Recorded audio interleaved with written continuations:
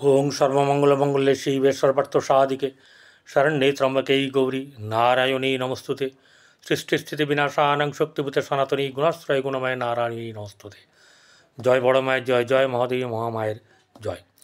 সকলের জীবন সুন্দর হোক, সকলের গারস্থ জীবন, কর্মজীবন, শিক্ষা জীবন সকল কিছুই সুস্থ সুন্দর আনন্দময় হোক এবং সকলে দুধে পাতে থাকুন। শ্রী শ্রী পদ্মাবতী মা ও বড় মায়ের কাছে এই প্রার্থনা জানাই। প্রত্যেককে এই জ্যোতিষাচার্য পরিতোষদের চ্যানেলে স্বাগত জানাই। আজ আরেকটি নতুন ভিডিও নিয়ে আপনাদের সামনে আমি পরিতোষ দে এই ভিডিওতে উপস্থিত হয়েছি। এই একটা চরম সময় আসছে, যে সময় কারোর খুব ভালো, কারোর খুব মন্দ। আর দিনটা হচ্ছে দোল পূর্ণিমা তিথি, বিশেষ গুরুত্বের দিন। সেই দিনেই চতুর্গ্রহের সমাবেশ, অর্থাৎ 4টি গ্রহ একসঙ্গে তারা অধিষ্ঠান করবে বা অবস্থান করবে এই মীন রাশিতে। এই মীন রাশিতে অবস্থান করার ফলে প্রত্যেকটি রাশিরই কম বা বেশি ভালো মন্দ ব্যাপারগুলো ঘটবে। কারো ক্ষেত্রে খুব খারাপ, কারো ক্ষেত্রে কিছু ভালো, কারো ক্ষেত্রে অনেকটা ভালো, আর কারো ক্ষেত্রে একদমই ভালো না। এরকম ব্যাপারগুলো যখন চলতে থাকবে, সেই সময়ে আমি এই ভিডিও নিয়ে আপনাদের সামনে উপস্থিত হয়েছি। প্রথমেই বলে নিই, আপনাদের কারোর জন্মকুণ্ডলী কিন্তু আমি বিচার করছি না। বর্তমান সময়ে অর্থাৎ 14 তারিখে 6:51 গতে যে যোগ সৃষ্টি হয়েছে, যে যোগের সৃষ্টি হচ্ছে, সেই যোগটার ফল আমি এখানে বর্ণিত করব। এরকম যে হবেই এমন কোনো গ্যারেন্টি নেই যে আপনাদের 4টি গ্রহ এখানে আছে। তবে হ্যাঁ, আপনাদের এই গ্রহগুলি কোথায় অবস্থান করছে, আপনার রাশি যে অধিপতি সেই কোথায় অবস্থান করছে, কিভাবে আপনার জন্মকুণ্ডলিতে, এবং বর্তমান সময়ে তার পরিপ্রেক্ষিতে কিন্তু আপনার যে জীবন নির্বাহ বা জীবন চলা বা আপনার গোচর কেমন হবে, সেটাই কিন্তু আমি উপস্থিত করব। যারা আমার এই ভিডিওটাকে সাবস্ক্রাইব করেছেন তাদেরকে অসংখ্য ধন্যবাদ। যারা সাবস্ক্রাইব করেন তার সাবস্ক্রাইব করার পরে পাশে থাকা বেল আইকনে ক্লিক করে অল বাটনে প্রেস করলে আপনাদের কাছে নোটিফিকেশন চলে যাবে। আর এই ভিডিওটি দেখার পরে যদি মনে হচ্ছে কারোর কোনো অসুবিধা আছে, সেরকম হচ্ছে না, আপনাদের জন্মকুণ্ডলী আপনারা কাউকে না কাউকে দিয়ে বিচার করিয়ে নেবেন এবং আপনাদের পছন্দের জ্যোতিষীকে বিচার করিয়ে নেবেন। কেউ যদি আমাকে দিয়ে বিচার করাতে চান তাহলে 8906781462 এই নাম্বারে যোগাযোগ করতে পারেন। এবং যারা পড়বেন, জ্যোতিষী পড়বেন বা বৈদিক জ্যোতিষ হোক, হস্তরেখা হোক, সংখ্যাতত্ত্ব, বাস্তু পড়তে চাইলে এই নাম্বারে ফোন করে নেবেন। যাই হোক, যে রাশি নিয়ে আলোচনা করব সেটি হচ্ছে বৃশ্চিক রাশি, অর্থাৎ জোডাইক সাইনের বা কালপুরুষের অঙ্গ বিভাগের 8মতম রাশির অধিপতি হচ্ছে গিয়ে এই মঙ্গল। রাশি হচ্ছে 8ম এবং সেটি হচ্ছে গিয়ে বৃশ্চিক রাশি, তার অধিপতি হচ্ছে মঙ্গল। মঙ্গল এটা হচ্ছে নেগেটিভ ঘর। সেই মঙ্গল কোথায় বসে আছে? মঙ্গল বসে আছে 8মে। 8ম হচ্ছে মারক স্থান এবং মঙ্গল যেখানে বসে আছে সেই ঘরটিও মঙ্গলের জন্যে শুভ নয়। তাহলে 1 নম্বর হচ্ছে শারীরিক দিক থেকে, রাস্তাঘাটে চলাচলের দিক থেকে আপনাদেরকে কিন্তু সংযত সাবধান হতে হবে। তাড়াহুড়ো মোটেও করবেন না, কারণ এতে খারাপ হতে পারে অনেক সময়। নির্ভর করছে আপনার জন্মকুণ্ডলিতে লগ্ন সাপেক্ষে বা রাশি সাপেক্ষে কোন গ্রহ কোথায় অবস্থান করছেন। তবু আমার বলার কর্তব্য আমি বলবো। এবারে মেন হচ্ছে গিয়ে এই যে 4টে রাশি, এই 4টে যে গ্রহ একটি রাশিতে অবস্থান করছে, সেই রাশি আপনার থেকে হচ্ছে গিয়ে 5ম ঘর, অতি মূল্যবান ঘর একটি। অ্যাকচুয়ালি যদি সুখ বলা হয় চতুর্থকে, তো আমি বলি শান্তির ঘর হচ্ছে 5ম। 5ম হচ্ছে শিক্ষার জায়গা, প্রতিভার জায়গা, প্রতিভা বিকশিতর জায়গা, শিল্পের জায়গা, আপনার আরও হচ্ছে গিয়ে আপনার শিক্ষার জায়গা, আপনার প্রেমের জায়গা, আকর্ষণের জায়গা, সন্তানের জায়গা, এরকম আরও কিছু আছে। মেনলি এই ঘরটাতে এরকমভাবে বিচার করা হয়।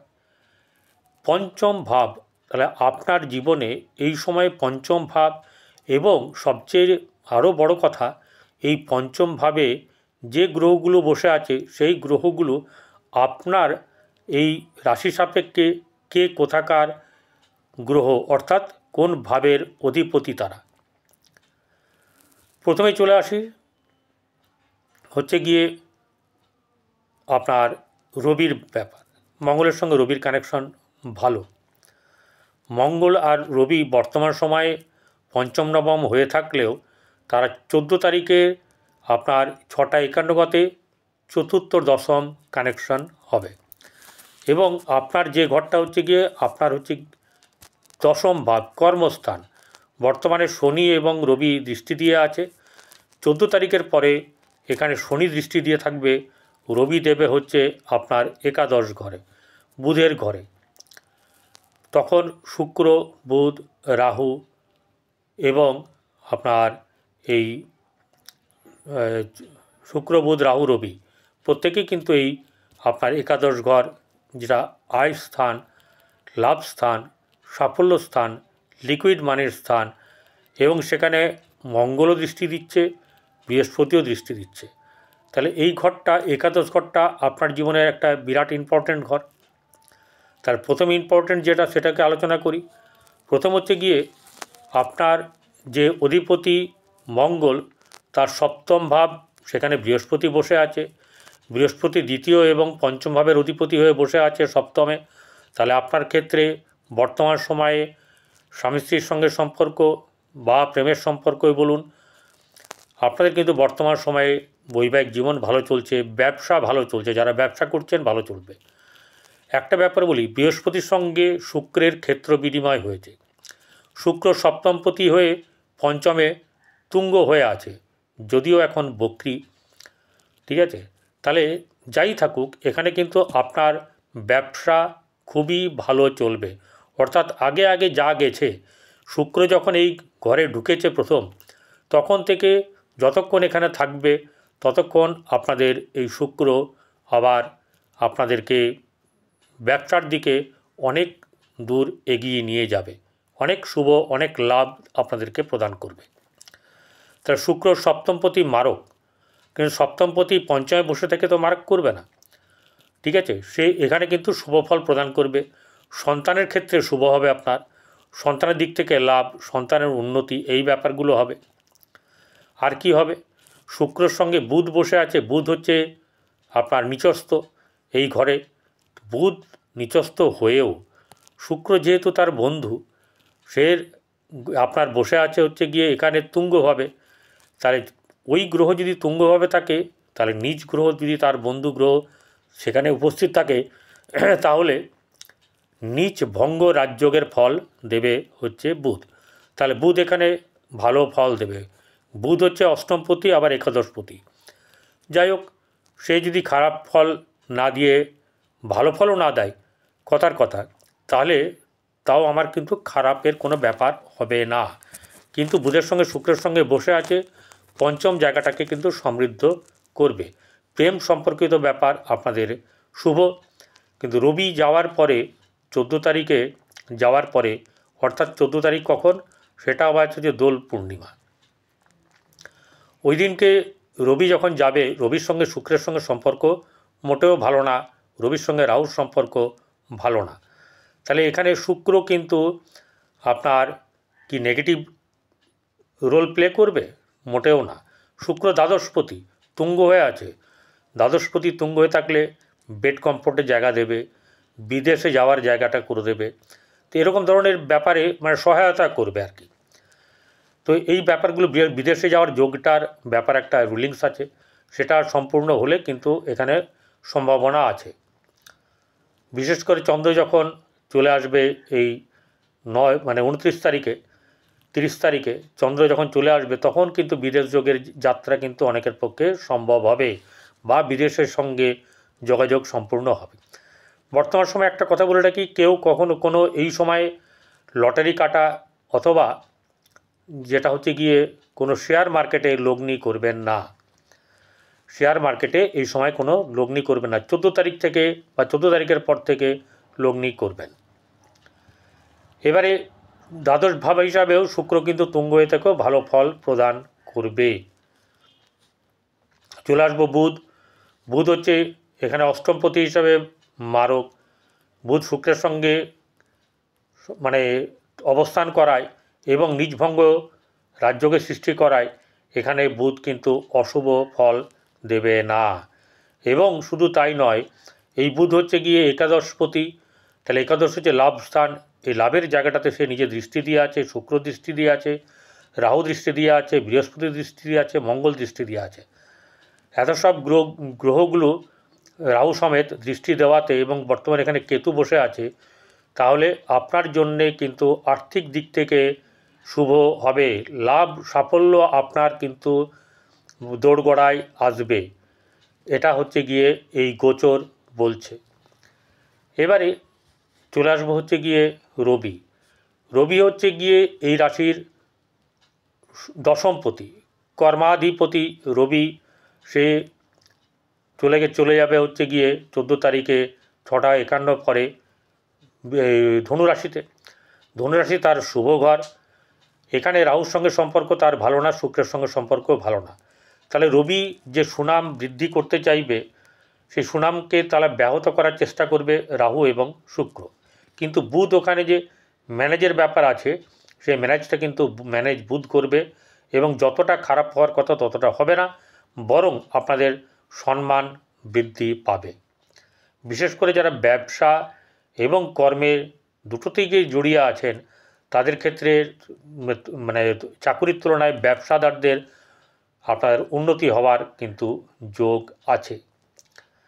এবং সবচেয়ে বড় কথা হচ্ছে গিয়ে এই রবি হচ্ছে গিয়ে আপনার নবমপতি, এই দশমপতি।